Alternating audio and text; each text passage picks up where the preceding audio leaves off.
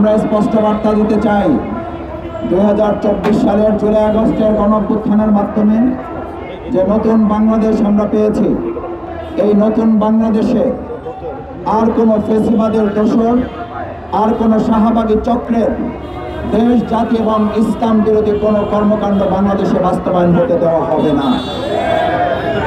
সম্মানিত ভাই এবং বন্ধুগণ, আজকে ইসলামপন্থী দলগুলো শুধু এখানে না, ইসলামপন্থী দলগুলোর পাশে এদেশের শিক্ষক সমাজ, এদেশের ছাত্র সমাজ, এদেশের দেশপ্রেমিক মানুষেরা মনে করে আমাদের প্রিয় সন্তানতুল্য শিক্ষার্থীদেরকে গড়ে তোলার সবচেয়ে উপযুক্ত প্ল্যাটফর্ম হচ্ছে আমাদের প্রাথমিক লেভেল।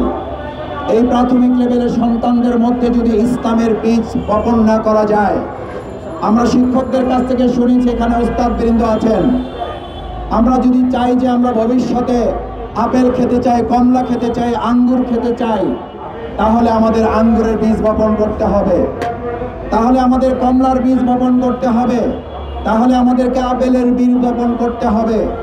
কিন্তু আমরা দেখি এই বাংলাদেশের বর্তমান অন্তর্বর্তীকালীন সরকারের কোনো উপদেষ্টা যখন বলেন ভবিষ্যতে আর কোনো ভালো সুখবর আমাদের নাই, কারণ আমাদের ডানেও অপরাধীরা, বামেও অপরাধীরা, সামনেও দুর্নীতিপরায়ণরা, পিছনেও দুর্নীতিপরায়ণরা। আমরা ভালো কিছু কাজ করতে চেয়েছিলাম কিন্তু ভালো কোনো লোক খুঁজে পাই নাই।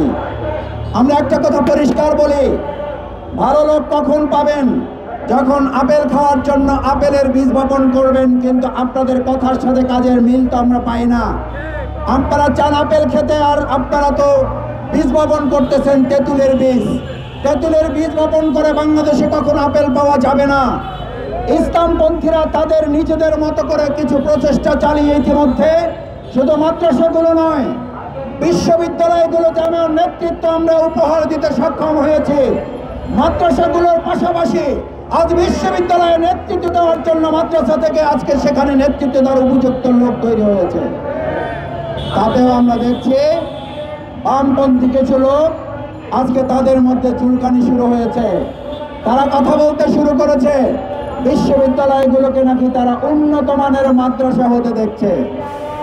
আমরা একটা কথা পরিষ্কার, শাহবাগী এবং সেই ফ্যাসিবাদের দোসর তথাকথিত সুশীল সমাজ যারা আছেন, ভালো করে কান খুলে শুনে রাখেন, ইসলামপন্থীরা শুধুমাত্র আপনাদের বিশ্ববিদ্যালয়গুলোকে উন্নত মাদ্রাসা করবে না, আমরা আমাদের মাদ্রাসাগুলোকেও একই সাথে মাদ্রাসার পাশাপাশি উন্নত বিশ্ববিদ্যালয় তৈরি করে বাংলাদেশ পরিচালনায় সহ না, বিশ্ব পরিচালনায় এই ইসলামপন্থীরা ভূমিকা পালন করবে।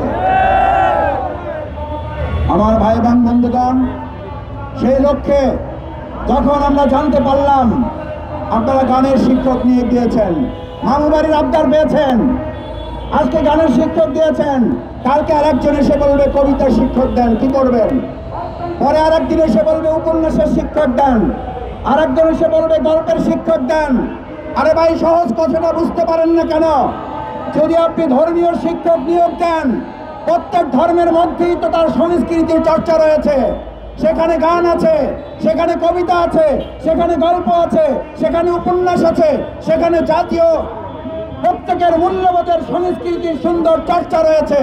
তাহলে আপনি শুধুমাত্র আলাদা করে গানের শিক্ষক নিয়োগ দিয়ে ধর্মকে অবমাননা করার যে অপচেষ্টা চালানো হয়েছে, ইতিমধ্যে আন্দোলন করে আমরা এই পর্যন্ত এসেছি। অল্প সময়ের ব্যবধানে গানের শিক্ষকদের আদেশ বাতিল করে ধর্মীয় শিক্ষক নিয়োগের সিদ্ধান্ত বহাল না করলে, সিদ্ধান্ত কার্যকর না করলে যে আন্দোলন তৈরি হবে, এক পর্যায়ে আপনারা বলবেন পরিস্থিতি ঘোলাটে করলে আমরা এটা ভালো লক্ষণ দেখছি না। আমরা উল্টা বরং বলতে চাই, আপনারা কেউ কেউ পরিস্থিতি ঘোলাটে করার জন্য এক একটা ইস্যু আপনারা মাঠে ছেড়ে দিচ্ছেন। আপনারা পরিস্থিতি ঘোলাটে করে জাতীয় নির্বাচনকে বিলম্বিত করতে চাচ্ছেন। আপনারা পরিস্থিতি ঘোলাটে করে আমাদের শান্তিপ্রিয় ওলামায়ে কেরাম ইসলামপন্থী দলকে আপনারা আবার নতুন করে রাস্তায় নামানোর ষড়যন্ত্র করছেন। আমরা বাস্তবে একটা কথা পরিষ্কার বলে শেষ করতে চাই, সম্মানিত সুধী মণ্ডলী, দেশবাসী, ওলামায়ে কেরাম, শিক্ষক মণ্ডলী, আমাদের এই প্রিয় সন্তানদেরকে আজ নষ্ট করার জন্য, তাদেরকে পার্শ্ববর্তী একটা রাষ্ট্রের দাবিদার করে গড়ে তোলার জন্যই মূলত এই গানের শিক্ষক দেওয়ার এবারের শিক্ষকের সার্কুলার আদেশ তারা জারি করেছে। আমাদের আবু সাইদ মুক্তার বাংলাদেশে নতুন করে আর ভবিষ্যতে কোনো তাবেদার এই দেশে তৈরি হতে দেওয়া হবে না।